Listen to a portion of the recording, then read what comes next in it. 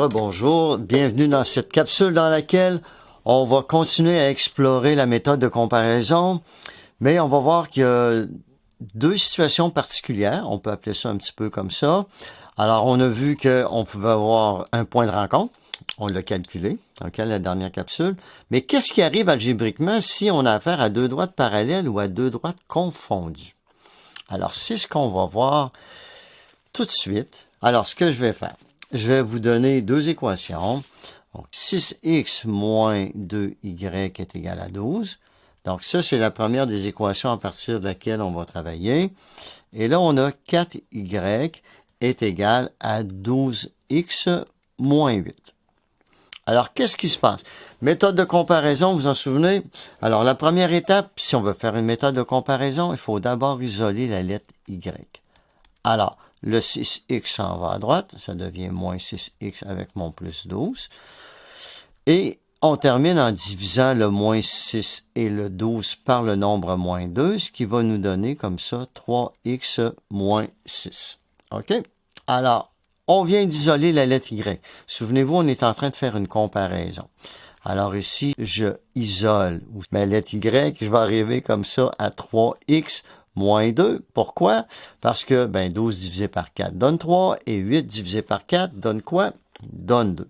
Je vous encourage pendant que je fais mes calculs à essayer de le faire vous-même mentalement. Ça, vous allez voir, plus vous allez développer votre aptitude à faire du calcul mental, mieux ça va aller. Regardez, tout de suite, on peut regarder quelque chose. Si vous êtes bon observateur, là, regardez ce que vous voyez ici. On a la pente qui est de 3 et on a la pente ici qui est de 3. Ça veut dire qu'on a la même inclinaison. OK? La pente, qui est la variable A, ici, elle va être représentée par 3 sur 1.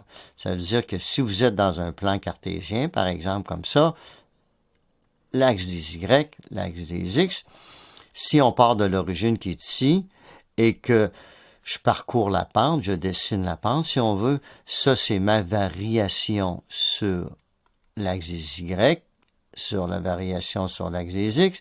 Donc ici, on est de haut en bas et ici, on est de gauche à droite. Oups, j'ai de la misère avec mes petites flèches. Bon.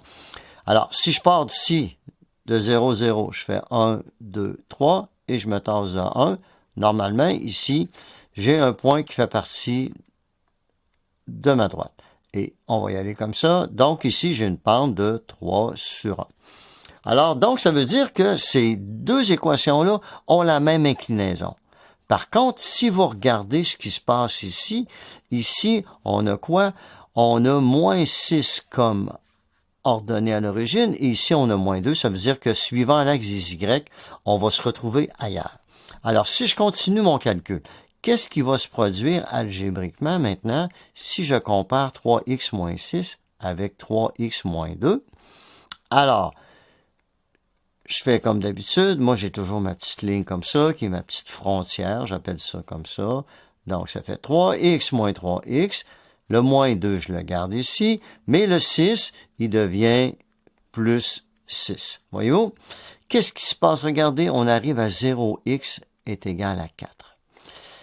Qu'est-ce que ça signifie, ça, algébriquement? Ça veut dire qu'on a affaire à des droites parallèles. Et souvenez-vous, quand vous avez affaire à des droites parallèles, c'est-à-dire vous n'avez pas de point de rencontre entre vos deux droites. Il n'y en a pas. Et comment ça se traduit, ça, algébriquement? Regardez. Ça veut dire que si on isole la lettre X, on arrive à une opération qui est 4 divisé par 0. Mais 4 divisé par 0 en mathématiques, ça, c'est une opération qui est impossible.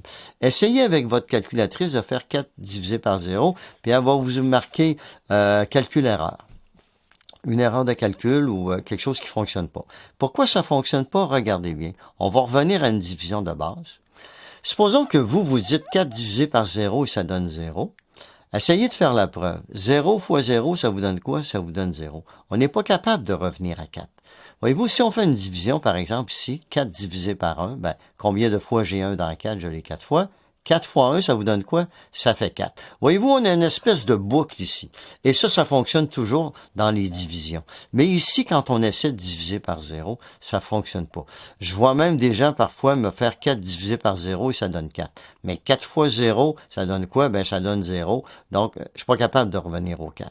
Alors, c'est la façon, si vous voulez, mathématique d'expliquer pourquoi, à ce moment-là, on a affaire à deux droites qui sont parallèles, donc deux droites, donc ils n'ont pas de point de rencontre. Regardez ici, j'en ai un bel exemple. Alors ici, j'ai l'équation y est égale à x plus 1, ce qui est en vert, et j'ai l'équation qui est en rouge, qui est y est égal à x plus 3. Regardez ici à votre gauche, là, vous voyez le paramètre A est de 1, donc ma pente est de 1, je monte de 1, je me déplace de 1, etc. Et mon ordonnée à l'origine est de 3, je le vois très bien ici, c'est 3. Ce qui est de génial avec un petit logiciel comme Desmos, regardez, je vais faire varier ma variable B, mon paramètre B, qui est l'ordonnée à l'origine, et je vais le diminuer. Regardez, qu'est-ce qui se passe? J'ai toujours la même inclinaison. Ma lettre A, qui est ma pente, est toujours de 1 sur 1. Mais on voit l'ordonnée à l'origine ici se déplacer. Il est rendu ici à 2,5. Je pourrais le déplacer comme ça, puis le rendre à moins 1, par exemple. Je pourrais aller à moins 2, etc. Mais qu'est-ce qui se passe? J'ai beau faire varier comme ça de haut en bas ma variable B, l'inclinaison est toujours pareille et vous n'aurez jamais de point de rencontre entre deux droites lorsque la pente pour vos deux droites est toujours pareille. Alors, voyez-vous ici, ma pente est de 1, et ici, ma pente, je pourrais ajouter le nombre 1 si on veut, c'est pareil. Alors, ma pente aussi est égale à 1. Alors, quand on regarde tout ça, on se rend compte que, algébriquement, qu'est-ce qui se passe? Eh bien, ça va vouloir dire ça, que si vous arrivez à, par exemple, 0x égale 4, comme tantôt, vous pourriez avoir 0x égale moins 8, vous pourriez avoir toutes sortes de situations, mais lorsque vous avez 0x égale 25, bon, alors lorsque vous avez un 0 ici, lorsque dans votre calcul vous arrivez à 0 égale, peu importe le nombre que vous allez obtenir à droite, ça vous donne tout de suite l'indice algébrique, OK, que vous avez affaire à deux droites qui sont parallèles, donc vous n'avez pas de solution à ce système-là. Ça ne veut pas dire que le système n'existe pas, le système existe toujours. Vous avez un système avec des droites parallèles, mais votre système n'a pas de point de rencontre. C'est ça qu'on veut dire par un système qui a pas de solution. Et algébriquement, ça se traduit comme ceci. Alors, encore une fois, merci. Et à la prochaine capsule, on va voir une autre situation. Et là, on va parler des droites confondues. Alors, merci beaucoup et on se dit à tout de suite à la prochaine capsule.